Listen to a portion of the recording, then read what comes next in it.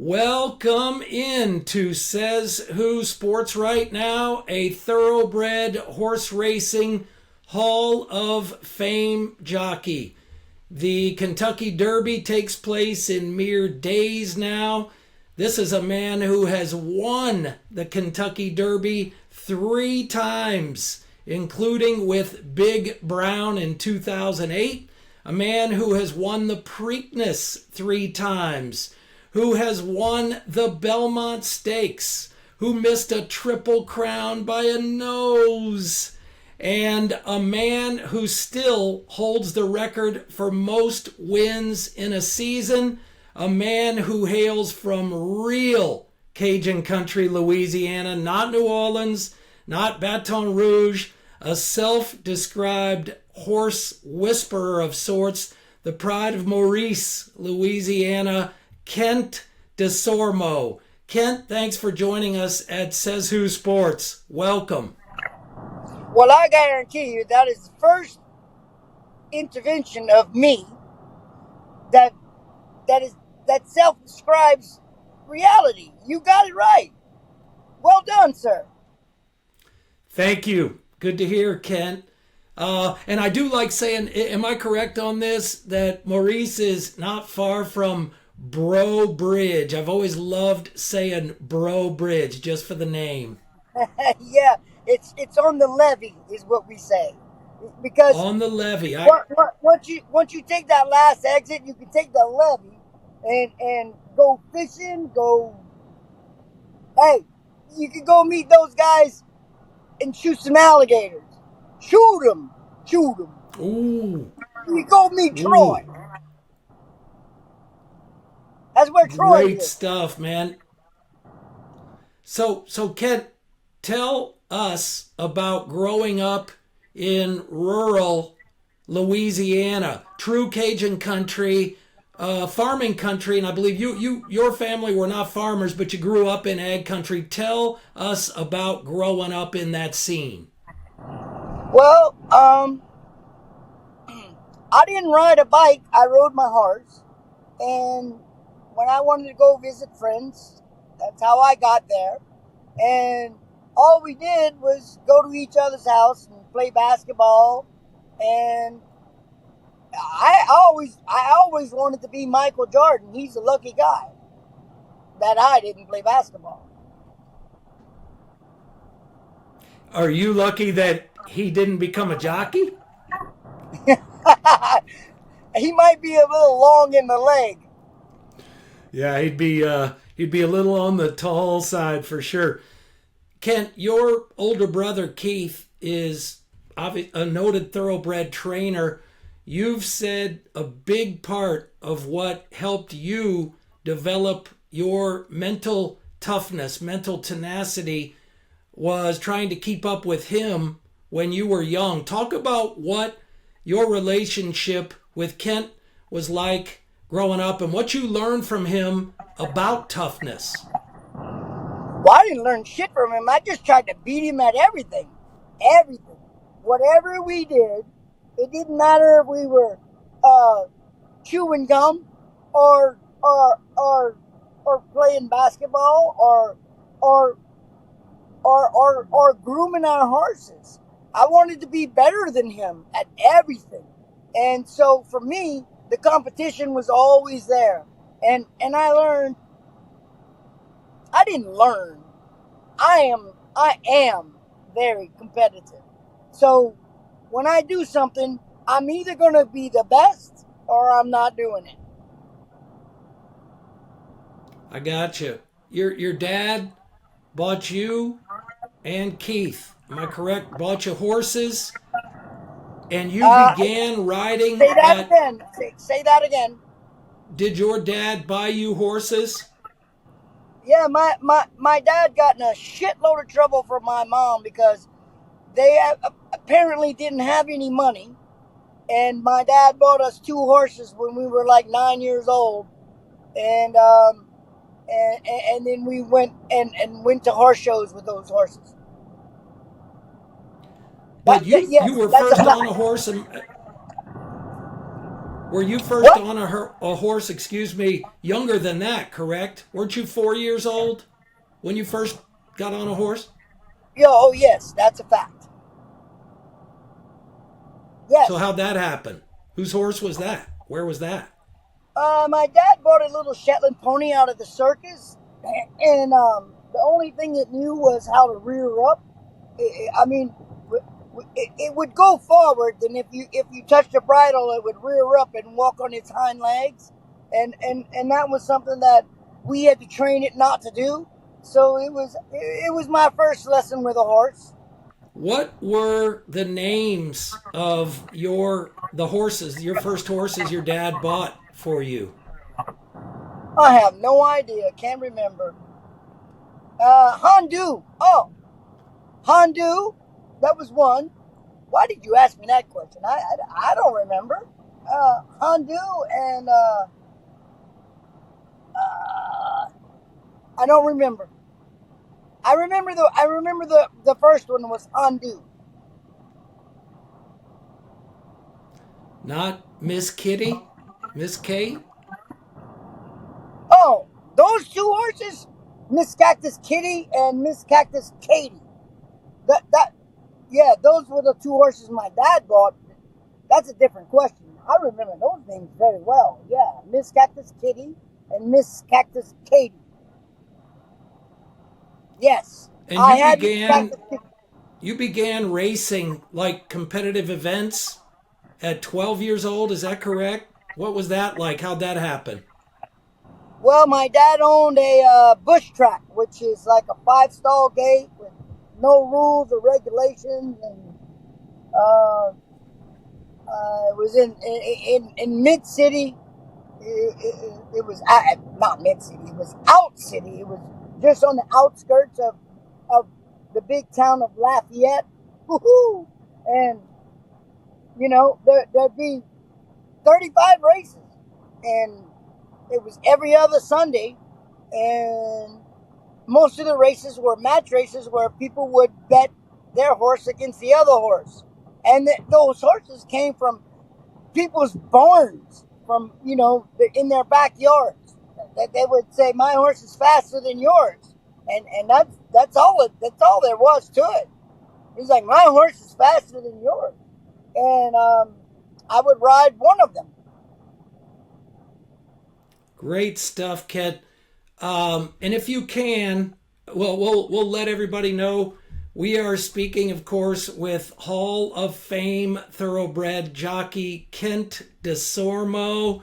Kent is en route from a charity golf tournament in Houston back home to Louisiana. So he is mobile, on the move.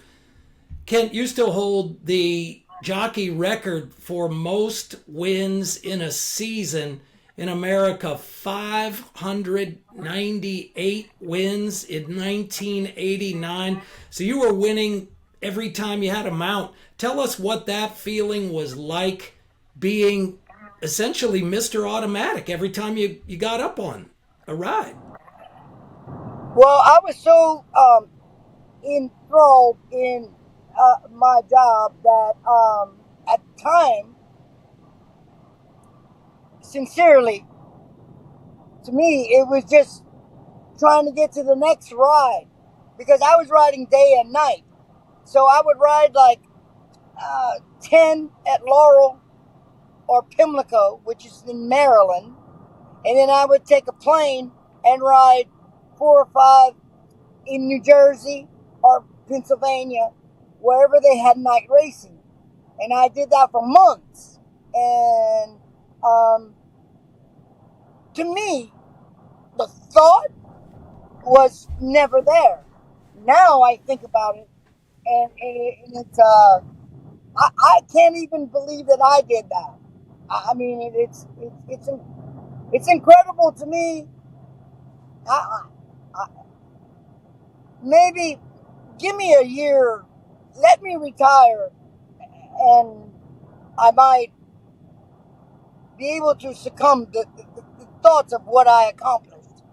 Because I don't think anybody, quite honestly, one one race was reversed, and my record is now 599. One disqualification was reversed.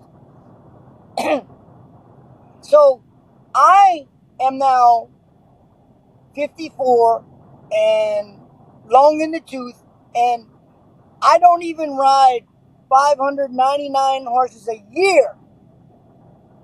So it's humbling.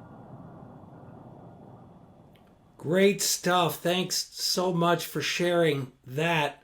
What what is it like, Kent? Please take us there with you. Those of us, the overwhelming majority, will never know what that feels like. The feel, the energy. As I mentioned, Kentucky Derby right around the corner, matter of days. The energy of being at the controls of 1,000-pound animal that is moving at 40 miles an hour and in a pack.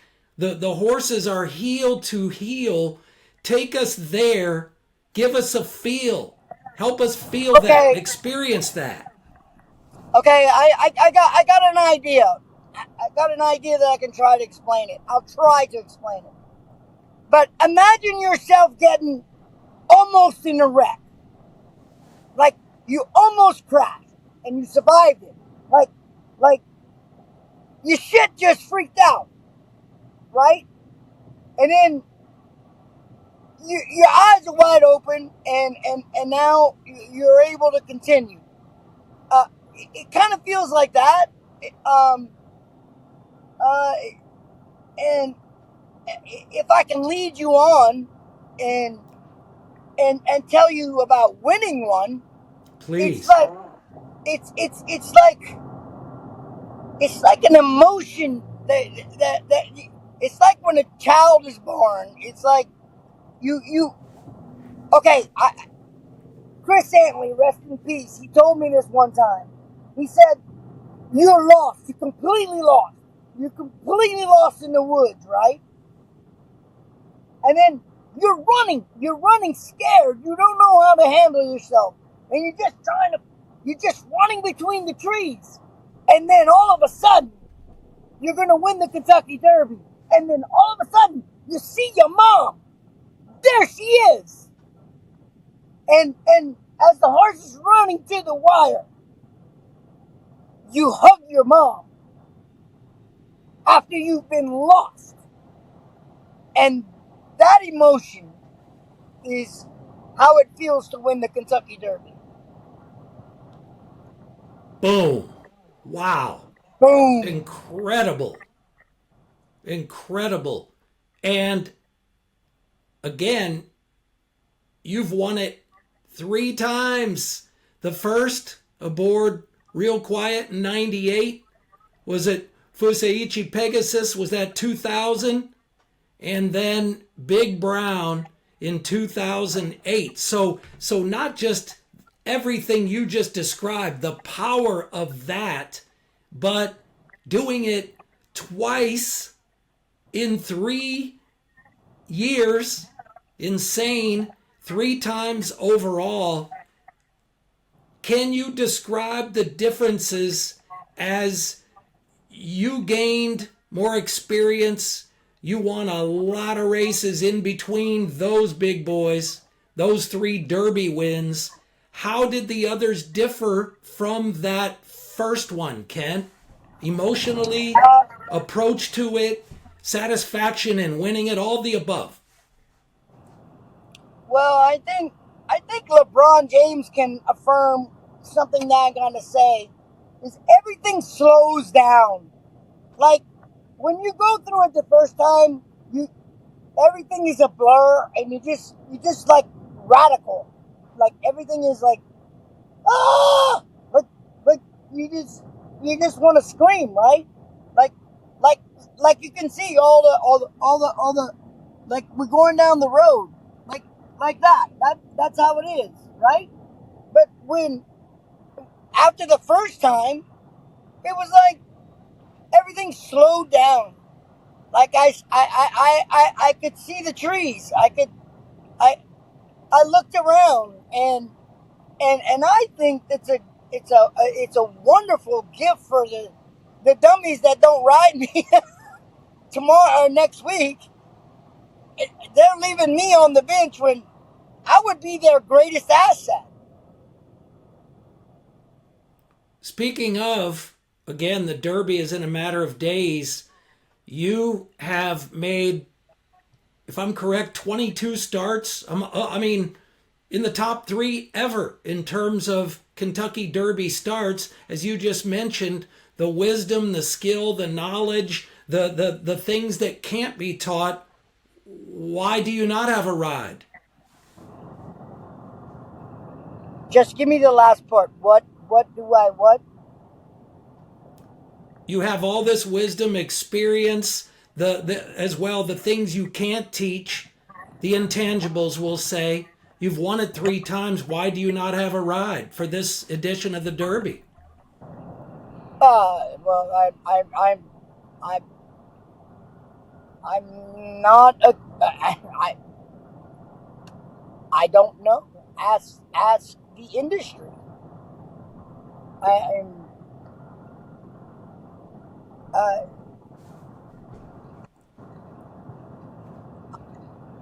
I'm not their I'm not their first choice. You've said that as important as anything, I think you've said as important potentially as skill on the ride is a likability to trainers and owners. And I believe you've said you have that likability. Describe that. And how does that figure in? If that likability is there and the skill is there, shouldn't the ride be there? And why? Well, that's a credible question because I think the likability is probably because I haven't been around. Um, I've had some family situations Hey, where Kent, sorry to interrupt. Can you lower your phone so we can see it? There you are. Just so I can see you. You had the full that face thing going.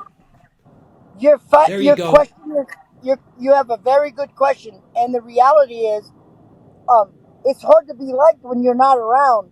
I've had some family situations where I had to disappear from the industry for probably last year 8 months. So it's hard to get a mount when you're not around. And usually the riders that ride the Kentucky Derby have been riding their horses for a 1 year. You know, the 2 year olds that run, that the rider gets accustomed to, becomes the the regular rider. And unfortunately, I took last year off. So predominantly, the answer to your question is I wasn't there. So I don't have a mountain because I wasn't in I wasn't there last year. Describe the give and take, if you will, with the horse, Kent. How do you find the balance with it? You know, keeping it, and I'm talking in the midst of the madness, like a signature event, the Derby.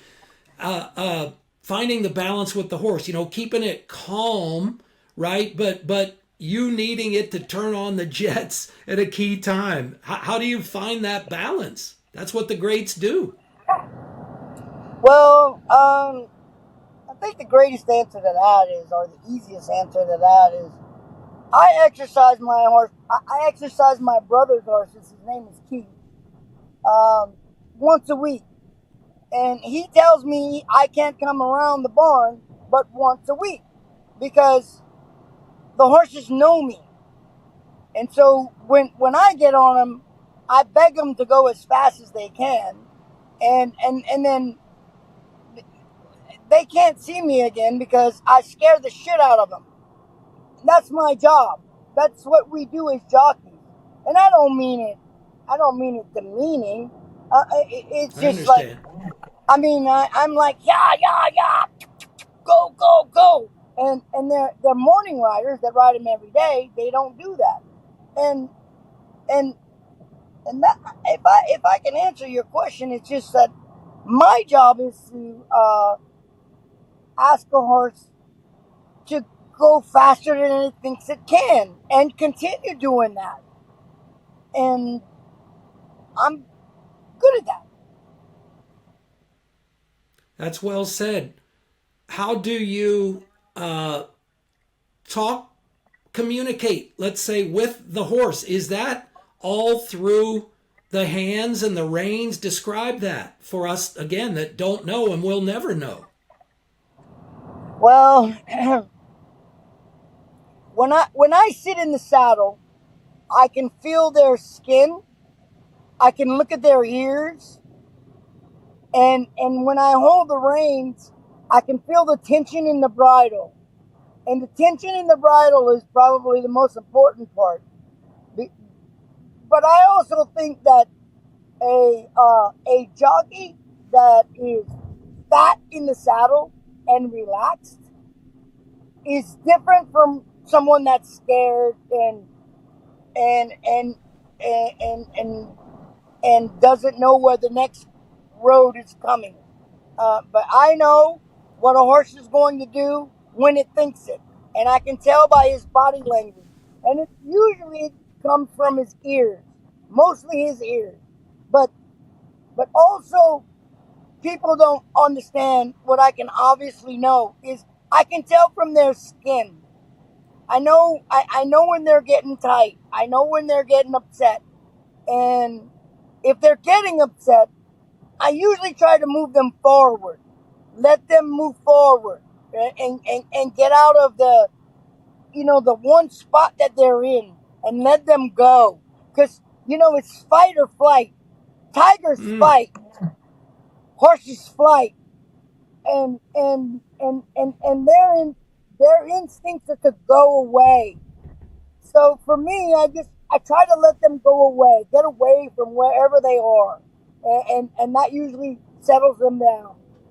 And I think that's something that that I have above my neighbor or my peer.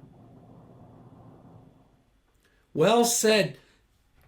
To that point, will you share your thoughts about kind of having that leg up, if you will, that mental competitive leg up where you know when to push? And I don't mean just the horse, but you know that you've been there, you've done it repeatedly at a high level in the biggest events, and your fellow jockeys, many have not. And how do you slam that door on them? How do you the mental part of it, the mental strategy part of it with your fellow riders? How does that work? Please share that with us. For you, Sure, different for I don't everybody. think it's I don't think it's mental. I think the misnomer is the fact that you always hear pace makes race, right? You hear that. You hear that all the time. But we're talking about the first quarter in 21 and change, the second quarter in 46 and change, the second, 3 quarters in 114 or 112 or whatever. Pace makes race. Bullshit. Bullshit. I ride a horse, and my horse's pace makes its race. So I need to get my horse at its comfortable, most magical, fastest cruising speed so that when I need him at the stretch, he will respond. So I don't give a shit how fast the race is. It's how well my horse is traveling. So my horse pace makes race. And I think that made me different. Wow. Powerful stuff. You mentioned being able to feel it in the horse's skin. And in particular, you said through the ears. How do you build that, I'm going to say, trust with the horse? In other words, the balance of it knowing it can trust you in some sense, if that's the right word, but also knowing that you're the boss. Yeah, that's a really good question because horses that I've ridden, sometimes I've never seen them before, and I jump on their back in the paddock and then it's the first time they've ever seen me. They don't know me, so I think I will reiterate the fact that I sit fat. I know it sounds like a terrible word, No, but that's a I sit great in the term. saddle. Sit fat. I love it. Go ahead. I let them know that I'm okay. I'm okay with you. You're fine. And then in the bridle, I don't even think patting the horse on the neck like you see.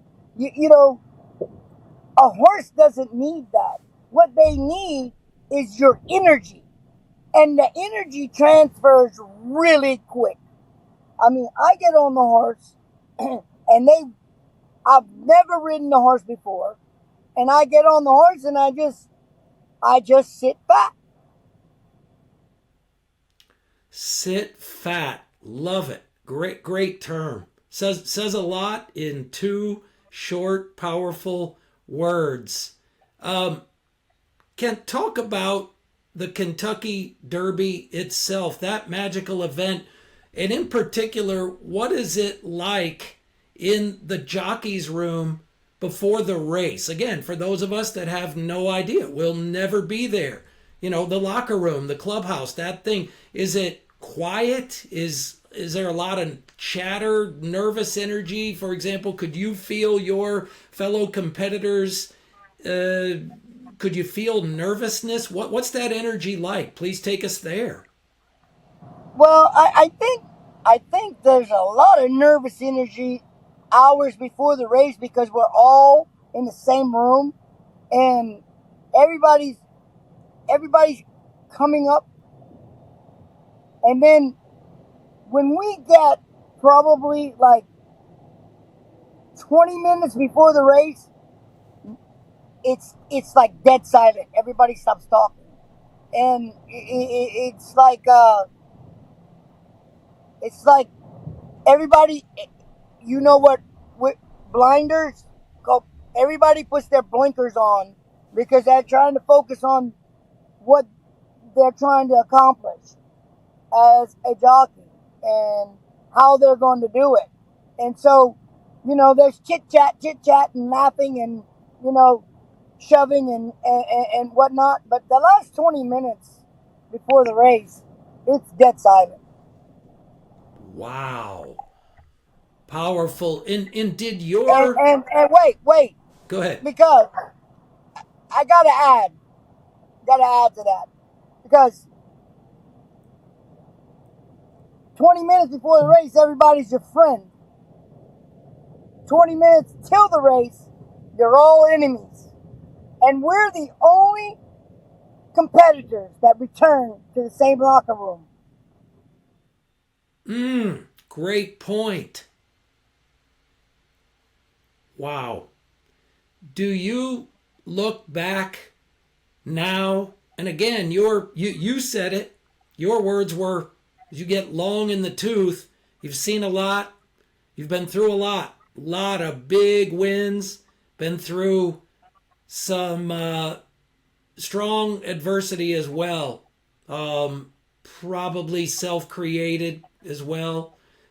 And different people, different perspectives where that's concerned. But as you look back at what you've accomplished in the sport, do you take pride in it? Is that a source of immense pride? And you say, man, I got everything out of me that I could? Or do you say, as good as all that was, as much as I accomplished, I've left plenty on the table? Or do you not look at it like that? Now, for me, I have 6,000 wins. I think I should have Mm. 12,000. What do you mean by that?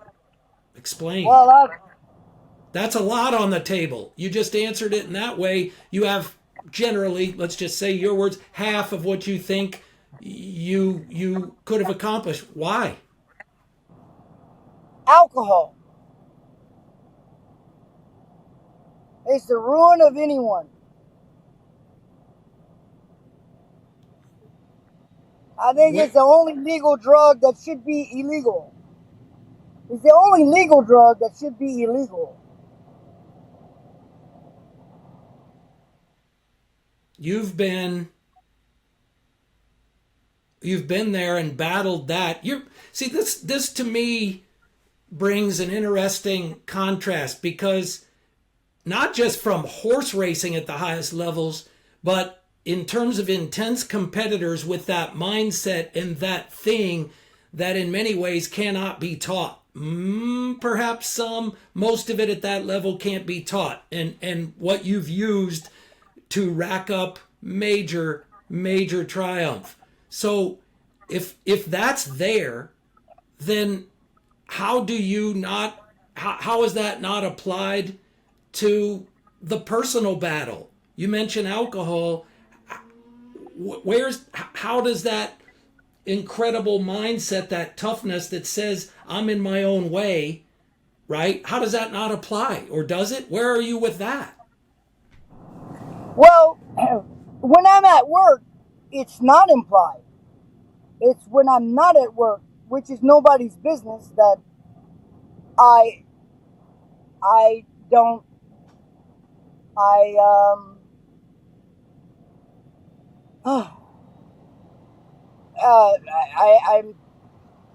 I use.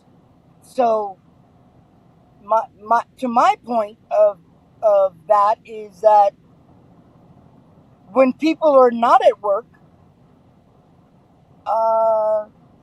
you should take more care of yourself. Think about the rest of your life.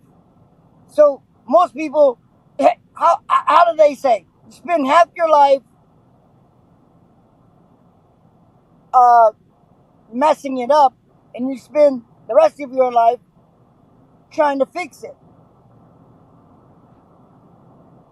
Are you in the fix mode? Are you in the Are still you messing serious up right mode? now? Are you in the middle? Where are you? I'm in the fix mode. So little alcohol. But no, I'm not talking. Absolutely not talking about alcohol no more.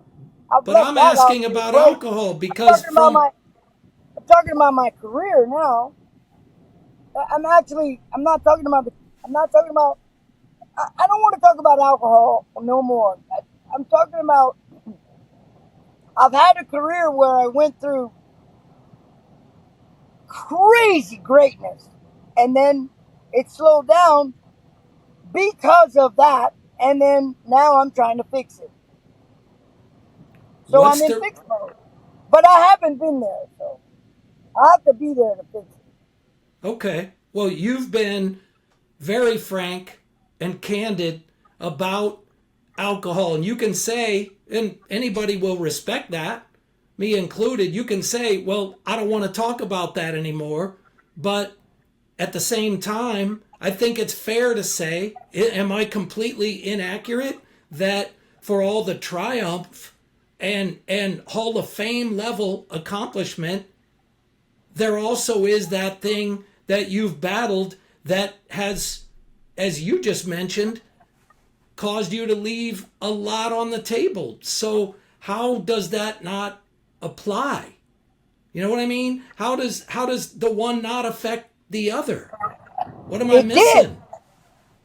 You You're didn't miss saying anything. did, okay, but you're saying did as in past tense. So it did, it had its impact, and there is no existing impact. That's not even a factor anymore. You're in fixed mode, and none of that has to do with drinking. I Help No, me I said it understand. did. It was the impact. It was the impact. It is what caused the slowdown. Otherwise, I'd have 12,000 wins, not 6,000. That's a fact. And what else? What else? Does it like anything, for some people it might be a substance of another choice. Does it essentially calm your mind when you're competing at that level on a regular basis? Is that is it used for a calming of the mind, or was it used No, for that? no, no, no, no, no, no. You got it all wrong. How? You got it all wrong. Alcohol became a part of my life from celebration. Champagne after wins, because I constantly won. And what I didn't know that I won all the time was then now the champagne was enjoyed and wanted it all the time, whether I won or not. End of story. Well, I appreciate you sharing that, because as you would know and as you would respect, you potentially can help a lot of people understand that. Hell, there may be other competitors, not just in horse racing, but in other sports that are dealing with that. So words from you hold value. So I appreciate you sharing that. So where do you go in fixed mode now? What's the status of fixed mode as you described it in terms of relationships? Oh, that's real fucking easy. The answer is just don't do it. Like like when I know I have to go to work, just don't touch the shit. The answer is no.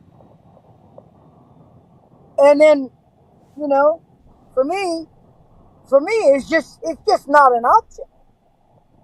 You just turn it off. I think there's like a timeline where you gotta you gotta give yourself a point in life where you say no. I don't know how my neighbor does it, but you like if you have to go to work tomorrow and you like to have a drink, well, you can have a beer at 5 o'clock, but that's it. You have to, you have a glass of wine with your wife for dinner, and you're like me, you're an alcoholic. You can have one for dinner with your wife, but then that's it. That's it, because you know why? You got to go to work tomorrow. So to me, if work was tomorrow every day, I'd be a better person. Yeah, because if I got to go to work tomorrow, I know that 5 o'clock is a no. That's it. No more drinking. But I'm not saying you have to. I'm not saying you have to stop. But I know, for me, you have to know where to stop. That is powerful stuff, especially if I've never heard it put that way. If work was tomorrow every day, I'd be a different person. That is slam dunk stuff. Thank you for sharing all of that. When you look across the immediate term, let's say landscape, Kent, do you envision yourself, for example, making another Derby run, another Triple Crown race? You're racing at Santa Anita now, correct? What's in store for you from your perspective in the short term? Well, I'm going to continue at my um, goal of winning 6,385 races.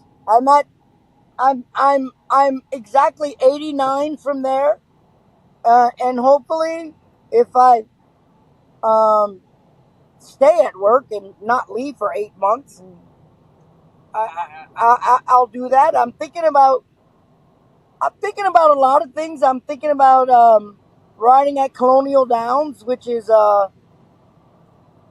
in the Carolinas, and I think I might get some more I might be more useful there because there's a lot of turf races there. I'm known as a turf rider, and uh, I don't know. I'm not going anywhere. I'm not finished. I can still ride. I know that. I feel really healthy. That's the thing about me, which I think is like when I was 35, I felt 20. Well, I'm 55 and I feel 35. I feel like Hmm. I'm still good at what I can do, and I'm still very healthy, and horses respond to me. People know that, but I just need to be there because I haven't been there because of my personal issues at home. I've been away for months, 7 months, and missing a month, and so I don't blame people for not riding me. But if I just got back in the game and people saw my face and see my drive, things will come alive. Ah, I like it. If people see my drive, things will come alive. That again, that's strong right there. Lastly, I would ask you, Kent, the sport has given you so much. And again, based on your unique skills and talents, and I would maintain that much of that cannot be taught. And you've been doing it since you were 4 years old, competitively, 12 years old, etc. But it's been your life and it's given you much. What's your perspective? And you just kind of touched on it a little bit in terms of what you still have to offer. What's your perspective on trying to give back to those horses, to the business that has led you to the highest levels of success? Well, I think it's going to be hard at my age. I think that, out with the old, in with the new. Um, I think it's going to be very difficult. I'm going to have some very loyal customers. Um, I think it's going to be people who really um, they want to make sure that when they enter their horse to race, that they really don't want any mistakes, and that's something that I can produce. So maybe they won't use the young and they go with the old because this time when they run their horse, they really need somebody who can um, um, not make any mistakes because it's going to take that to for the horse to win because he's probably a third tier horse, one that it's probably not supposed to win, but maybe with a perfectionist like myself, maybe I can get him home. That's the kind of things that'll turn the clock. Well said. And speaking of bring it home, you're on your way home, right? You were at a charity golf outing raising money for cancer yesterday in Houston. You're on your way back to real home. Are you there for a few days? What's the plan? I'm going to be here for 2 days. I leave Thursday. I ride Friday. I ride two Friday. So I'm on an. I mean, I don't call it vacation for me. I'm on the move. On the move, absolutely. Well, it's been an honor, and we've learned so much, and much respect for you sharing your perspectives, the competition, the horses, the fine line of getting them to move or stay calm, and you again being boss. So much good stuff there, and really appreciate you taking the time, and wish you You're welcome. well, and we'll Horses be have horses go have ahead. given me my life. My entire life has been created by horses.